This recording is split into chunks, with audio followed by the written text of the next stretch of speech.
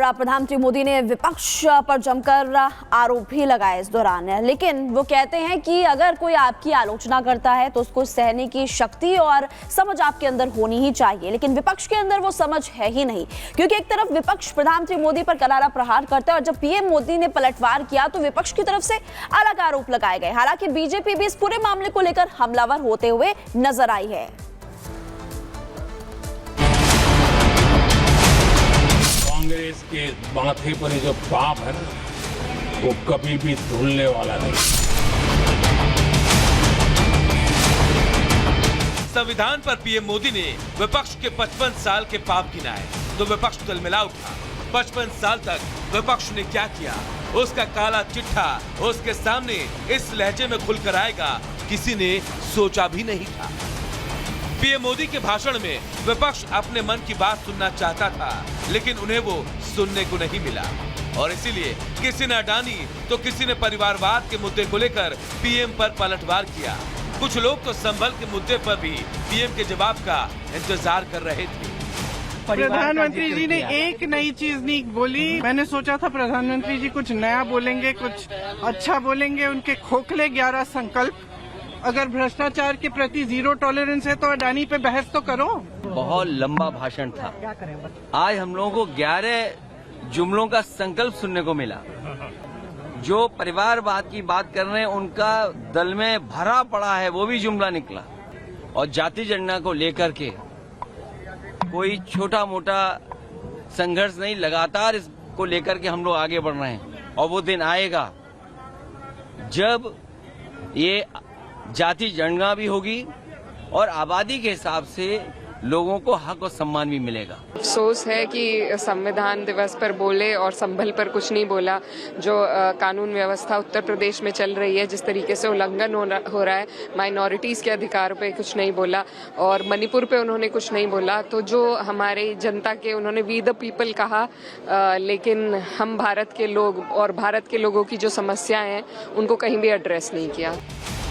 तो विपक्ष सोच रहा था कि वो जिस मुद्दे पर जवाब चाह रहा है पीएम उसी पर बात करे, लेकिन पीएम मोदी ने 55 साल का ऐसा हिसाब दिया कि विपक्ष के गले वो हिसाब अब उतर नहीं रहा और इसीलिए उसने आरोप लगा दिया कि पीएम ने मुद्दे पर बात नहीं की। विपक्ष के इन तर्कों पर बीजेपी के नेताओं ने एक एक कर पलटवार किया।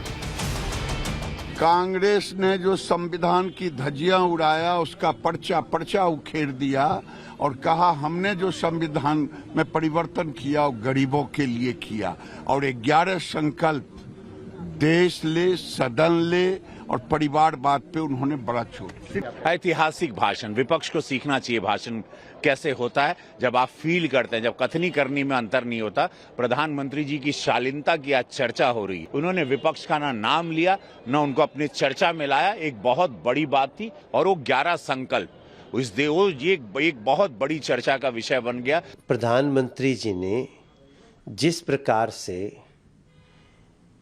कांग्रेस कैसे संविधान का हमेशा हत्या करती रही है, ये सारी घटनाएं बताई हैं। जिसने संविधान की रचना की, संविधान निर्मात्री सभा के जो अध्यक्ष थे बाबा साहब भीमराव अंबेडकर, उनको जीते जी बल्कि उनके ना रहने के बाद उनकी कोई जो चिन्ह है उसको बड़ा न बनाया जा सके, ये सब कांग्रेस ने पाप किया है।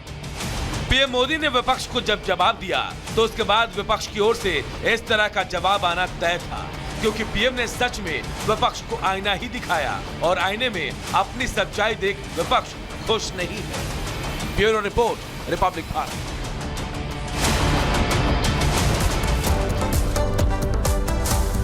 और चलिए बढ़ेंगे आगे और बात करेंगे दंगाइयों को योगी संदेश की। जी हां, हम बात कर रहे हैं उत्तर प्रदेश के मुख्यमंत्री योगी आदित्यनाथ की, जो कि अपनी लय में जब भी आते हैं तब अपनी वाणी से वो जो विपक्ष है या फिर जो दूसरी तरफ लोग हैं उनकी बखिया उधेड़ देते हैं। किस तरीके से?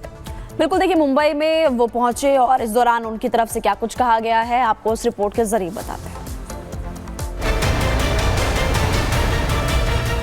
मुंबई में दिखा योगी का रौद्र रूप।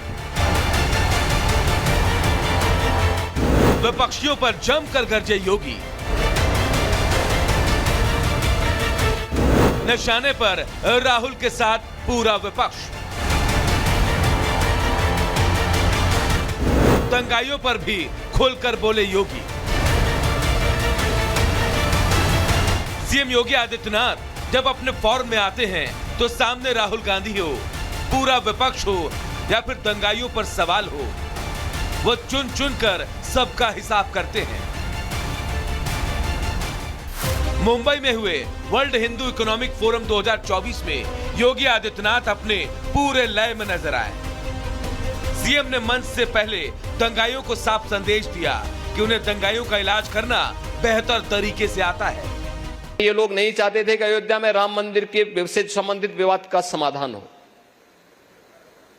और चूंकि मैं तो उत्तर प्रदेश में हूं, कहते थे, डराते थे, कहते थे अरे अयोध्या में कोई फैसला हो गया तो खून की नदियां बहेंगे। अबे हमने कहा फालतू बात करी, मच्छर नहीं मरने वाला है, दंगे फसाद की बात करते हो।